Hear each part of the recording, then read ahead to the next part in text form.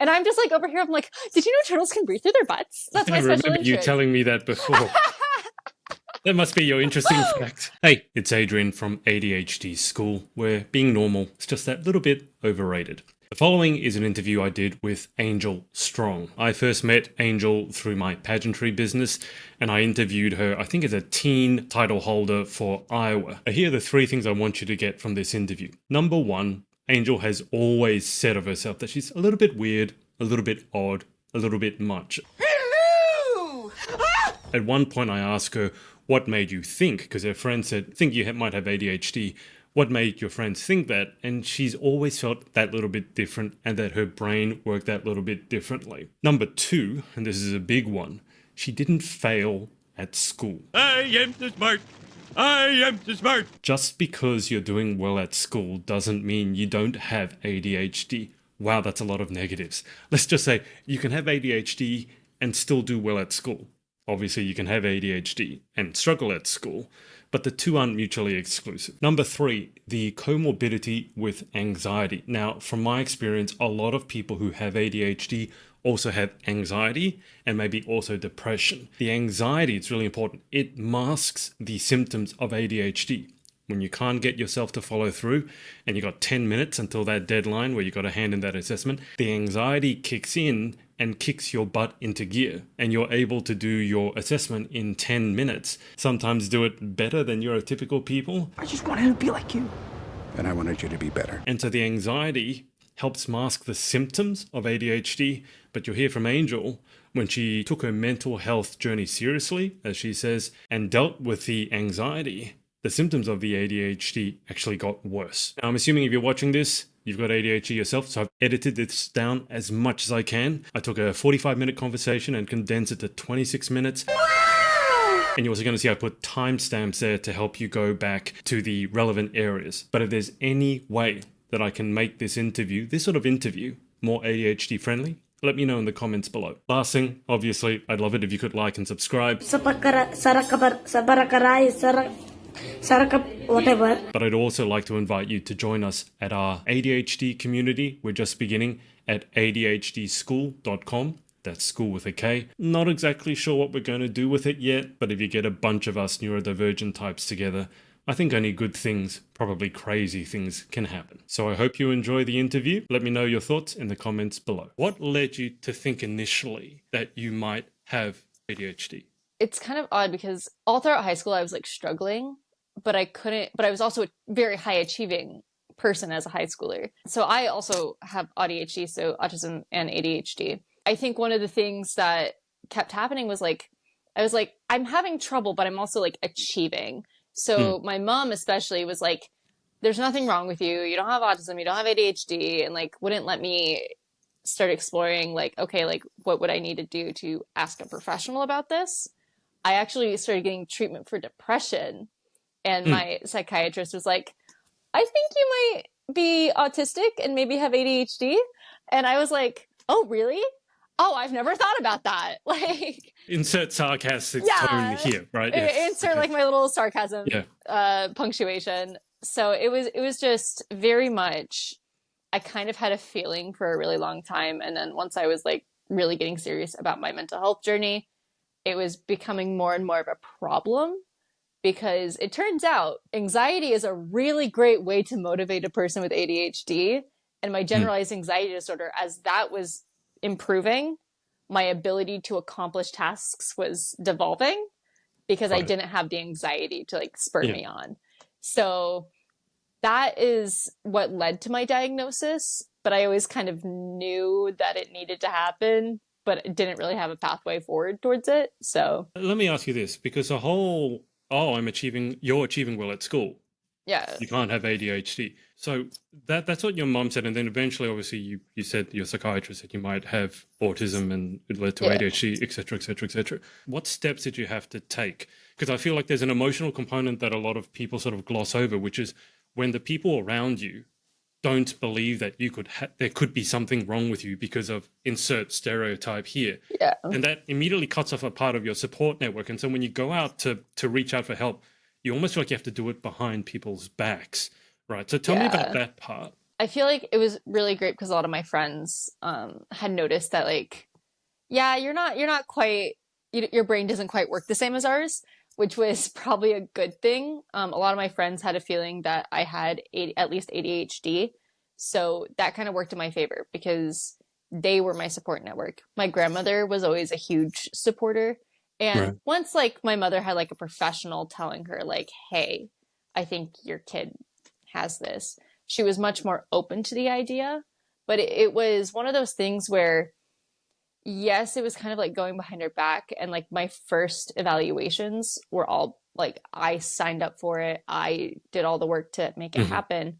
But once it had happened, it was much easier to explain to her, like, this is how I can be so high achieving and like this perfect daughter you've always seen me as, but also have these things. And this is why I'm struggling more than like you even realize. And just having to sit down and have that conversation of, you know, I'm sitting here forcing myself into like constant anxiety and like having these panic attacks just to get stuff done in a timely manner, like my peers, and having to like bend over backwards to sort of like not cheat the system, but like I got like one of the things that happened was I got really good.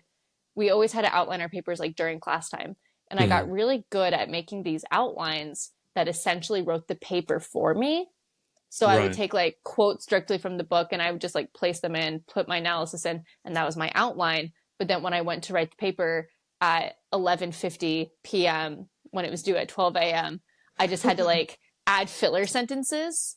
So I got really good at just not needing to draft papers. Sometimes not even really needing to outline papers just because I knew the mental process to write the paper really well. A lot of my teachers were like, oh, I can tell you spent like a lot of time, did a lot of revising in drafts. And I'm like, no. Oh, like, you were honest. I thought you were going to say, yes, I did. oh no, I had no ability to lie to my teachers. Like, it was so funny. I was like, no, that was my first draft. What do you mean? And they're like, huh? So I guess it was just like one of those things, like, because I had done it for so long and like adjusted to it, even though it was stressing me out a lot more than like I saw my peers get stressed out, I was still achieving. So it was fine, even though it was like at the end of every like school year, like I would just completely burn out and have to like sleep through the entire summer. Like I couldn't get anything done during the summer. And that was like not great for my mental health. But it was like, but I'm achieving. Like people like think I'm doing well, so that's fine. Well, I guess to be fair, you were doing well in one sense. You were just doing awfully in another sense that might be more hidden from the public view. But I just want to, can you attempt to explain to someone who, let's say, is neurotypical or who has not gone down the assessment pathway yet for ADHD, and maybe they think there's something there, the relationship between the anxiety and the ADHD? Because this is something that I didn't understand until recently, is that the anxiety can kind of mask the ADHD, and this word, this term that's called coping mechanisms. And the thing that I found with a lot of people, I'm not going to say everyone because I think ADHD is so individual, but a lot of people develop coping mechanisms to deal with the symptoms of ADHD, and the coping mechanisms are so good that it completely masks the ADHD, even sometimes from professional diagnosis. But can you just outline the interplay between the anxiety and the ADHD and how it happened that as the anxiety situation resolved itself, ADHD actually got worse? So there's this acronym, INCUP, or I use INCUP because it's easier to remember, that talks about motivating factors for ADHD. It's interest, novelty, challenge, urgency, passion. Passion and interest obviously are kind of the same thing. The urgency factor and the challenge factor, it tends to be where the anxiety comes in. So anxiety drives your, like, signals dopamine to be released in your brain because like you're anxious and like you're getting your adrenaline up, so it's motivating you forward.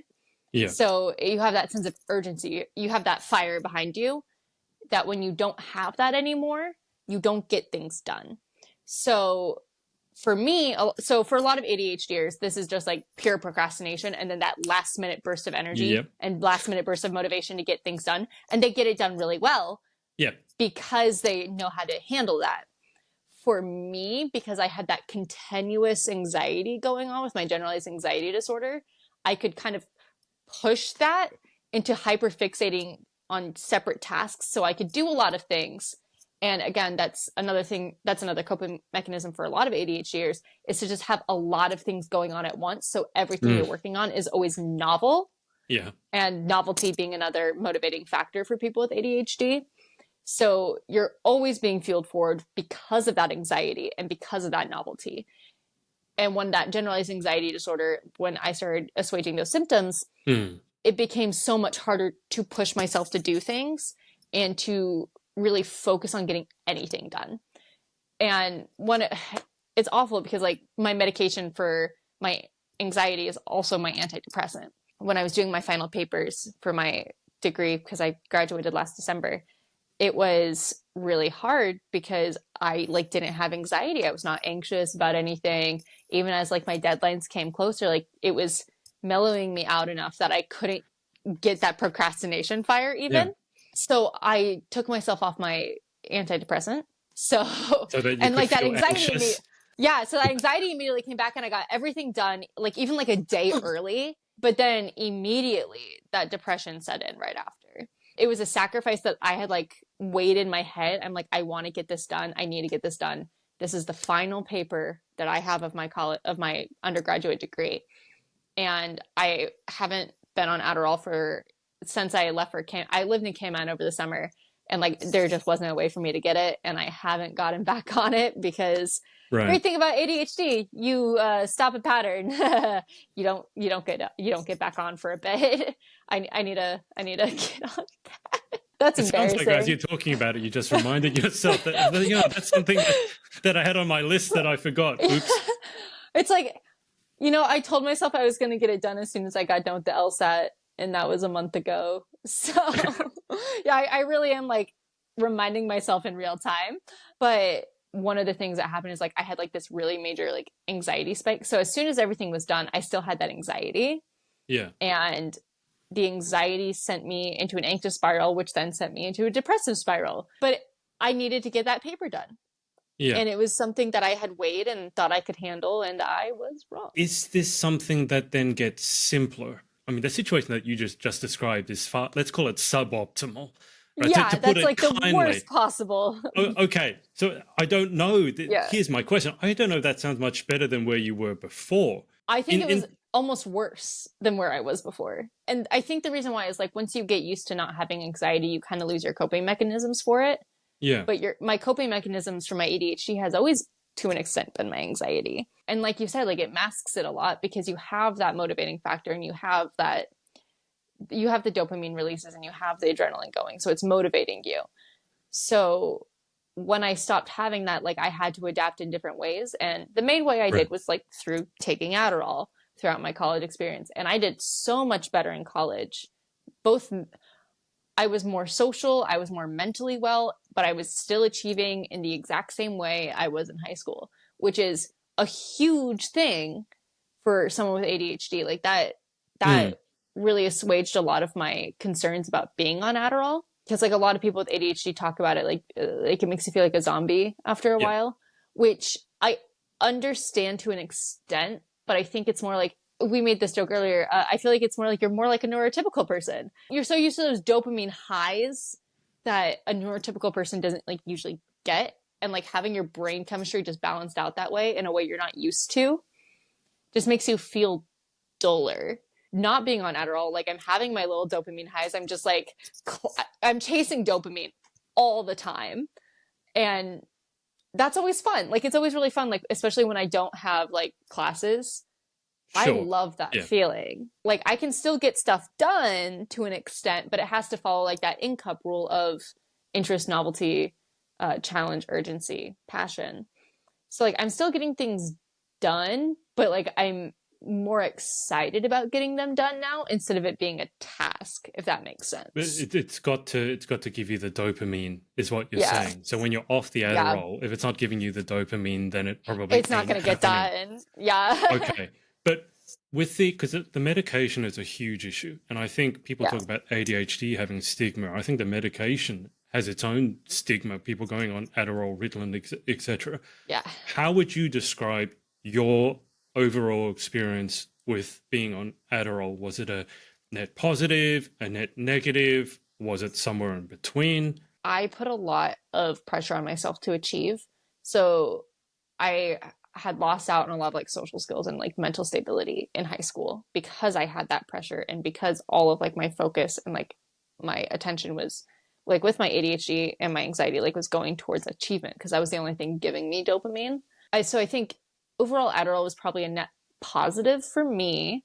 But at the same time, like you really do miss just the dopamine high. As an ADHD person, like it's so hard to explain to someone who doesn't experience things like hyperfixation and doesn't experience like what a special interest is. It's really easy to like not be kind of off put by me like initially because I'm a very because I have to mask and I'm very overly friendly and I'm Midwestern, so we're overly polite.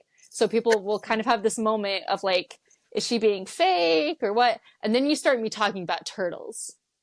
And that's the moment where everyone's like, I love her. So charming. And I'm just like over here, I'm like, did you know turtles can breathe through their butts? Because that's my special interest. You telling me that before. That must be your interesting fact.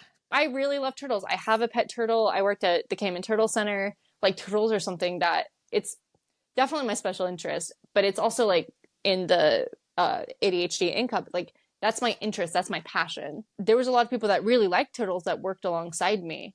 But you could just, even like the staff could just tell like, no, this is different. So I was like getting a lot done because I was like motivated by turtles. I think for a lot of like neurotypical people, like they don't understand it quite the same. Like it's like, oh, like you really like this thing. I'm like, it's not, it's hard to describe because it's not just an interest. It's like a overriding or consuming passion. This is the thing because the misnomer with ADHD, I think, and you correct me if I'm wrong, it's people with ADHD can't focus. And for anyone who's experienced hyperfocus, that's patently false. It's more like you can't control sometimes where the focus goes. I was reading a book, ADHD 2.0, and the guy wrote, having ADHD is like having a brain. It's got the power of a Ferrari, but it's got bikes and brakes. And I read that's like, that is so true because what happens is when the dopamine hits, your brain is off to the races. Because you remember the book that I published. Because you were in it. And I tell everyone that was a 1,600-page book that I turned around in 2 weeks. And I just say that, and it's like, that's what I had to do. I didn't really sleep. I would wake up in my pajamas. I'd forget to eat. I'd forget to brush my teeth. And I'd be 10 p.m. And it's like, what happened to breakfast? Why am I so like, hungry? What happened today? Exactly. And when she heard that story, she was like, I think you should go and get assessed or diagnosed, right? And that kind of is like, coming back to this idea that our brains just work differently. So for me, that was one of the big moments where I went, okay, that's probably not normal. Because when I would tell that story to other people, they'd go like how did you do that? I'm like, but my answer was always like, how could you not? It's like it needed to be done. So I just did it. It's like you were the turtles. So if it needs to be done, needs to be researched, you just do it when the dopamine's there. But if I bring you back to your friend, like were you ever able to work out exactly how they thought your brain worked differently? Like in what ways? So the main thing I think was the International Baccalaureate, because like where a lot of those higher level IB courses were harder, like they're supposed to be harder, but the higher level courses gave me a lot more freedom to study what I wanted to study. So whereas like agency. So whereas like a lot of our day-to-day classes, it didn't capture interest and it wasn't giving me dopamine. So those were classes I would struggle a lot in. And my friends would have to like mentor me in a way, like tutor me. And they could never understand why, because I couldn't write a paper for AP politics or AP microeconomics, which were just patently easier courses. But I could write 2 different papers on higher level strategies and tactics of major world wars for my higher level history class, because I was super invested in like, oh, well, like what's a blue discharge in the military? And for those of you who don't know, it's like what they used to give queer men in the military. They would give them a blue discharge and it just outed them to their entire communities. And I just had a lot of interest. I'm like, that's a fascinating part of US history. Like, why don't we learn more about this? And I could hyper focus and I could do really well in those papers without anyone helping or telling me what to do. But then on these easier papers, like with basic information, I just like wouldn't retain the information because I didn't care enough.